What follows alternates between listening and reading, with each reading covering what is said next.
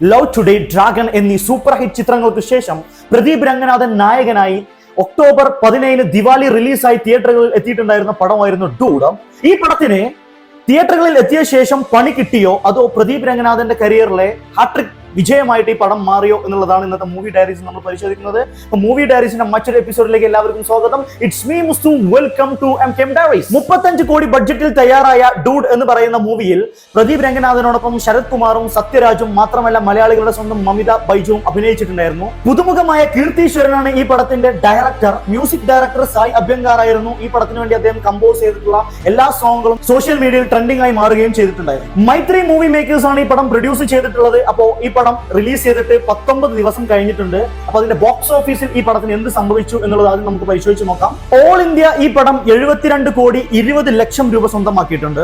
World wide ഈ പടം 113 കോടി 25 ലക്ഷം രൂപയോളം സ്വന്തമാക്കിയിട്ടുണ്ട്. നമുക്കറിയാം ഈ പടത്തിന്റെ ബഡ്ജറ്റ് എന്ന് പറയുന്നത് 35 കോടിയായിരുന്നു. അപ്പോൾ ബഡ്ജറ്റ് പരിശോധിക്കുകയാണെങ്കിൽ ഈ പടത്തിന്റെ കളക്ഷൻ എന്ന് പറയുന്നത് ബഡ്ജറ്റിന്റെ 3 ഇരട്ടി സ്വന്തമാക്കിയിട്ടുണ്ട്. അതുകൊണ്ട് തന്നെ ഈ പടം സൂപ്പർ ഹിറ്റ് കാറ്റഗറിയിലേക്ക് നമുക്ക് ഉൾപ്പെടുത്താൻ വേണ്ടി സാധിക്കും. അപ്പോൾ പ്രദീപ് രംഗനാഥന്റെ കരിയറിലെ ഹാട്രിക് വിജയമായിട്ട് ഡൂഡ് എന്ന് പറയുന്ന ചിത്രം മാറിയിട്ടുണ്ട്. ഈ പടത്തിന്റെ നോൺ തിയേറ്ററിക്കൽ ബിസിനസ്സിലേക്ക് നമുക്ക് പരിശോധിക്കാം. പടം റിലീസ് ആകുന്നതിന് മുമ്പ് തന്നെ ഈ പടത്തിന്റെ OTT, സാറ്റലൈറ്റ്, ഓഡിയോ റൈറ്റ്സ് ഒക്കെ വിറ്റുപോയിട്ടുണ്ടായിരുന്നു.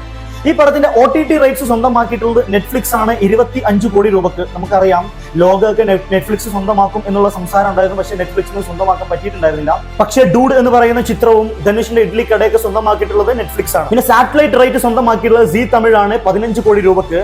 മ്യൂസിക് റൈറ്റ് സ്വന്തമാക്കിയിട്ടുള്ള തിങ്ക് മ്യൂസിക് ആണ് 5 കോടി രൂപക്ക്. അപ്പൊ നോൺ തിയേറ്ററിക്കൽ ബിസിനസ് പരിശോധിക്കുകയാണെങ്കിൽ തന്നെ 45 കോടിയോളം രൂപ സ്വന്തമാക്കാൻ ഈ പടത്തിന് സാധിച്ചിട്ടുണ്ട്.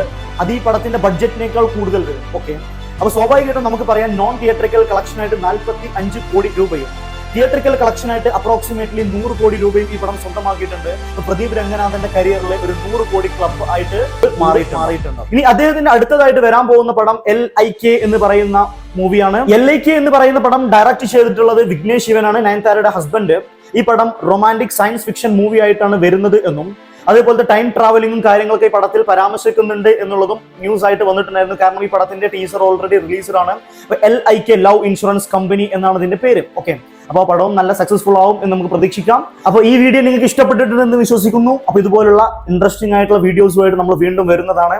അപ്പോൾ നമ്മളെ ചാനൽ സബ്സ്ക്രൈബ് ചെയ്ത് സപ്പോർട്ട് ചെയ്യുന്ന കാര്യം പരിഗണിക്കാവുന്നതാണ്. മാത്രമല്ല, നമ്മൾ ഈ ചാനൽ സ്റ്റാർട്ട് ചെയ്തിട്ട് 3 വർഷത്തോളമായി ഇതുവരെ നമുക്ക് മോണിറ്റൈസേഷനോ കാര്യങ്ങളൊന്നും സംഭവിച്ചിട്ടില്ല. അപ്പം നിങ്ങൾ ചെയ്യേണ്ടത്, നിങ്ങൾ സബ്സ്ക്രൈബ് ചെയ്ത് നിങ്ങൾക്ക് സപ്പോർട്ട് ചെയ്യാൻ പറ്റിയിട്ടില്ലെങ്കിലും ലൈക്കും കമന്റും നിന്ന് നമ്മളെ സപ്പോർട്ട് ചെയ്യുന്ന കാര്യം പരിഗണിക്കാവുന്നതാണ്. Okay, thank you.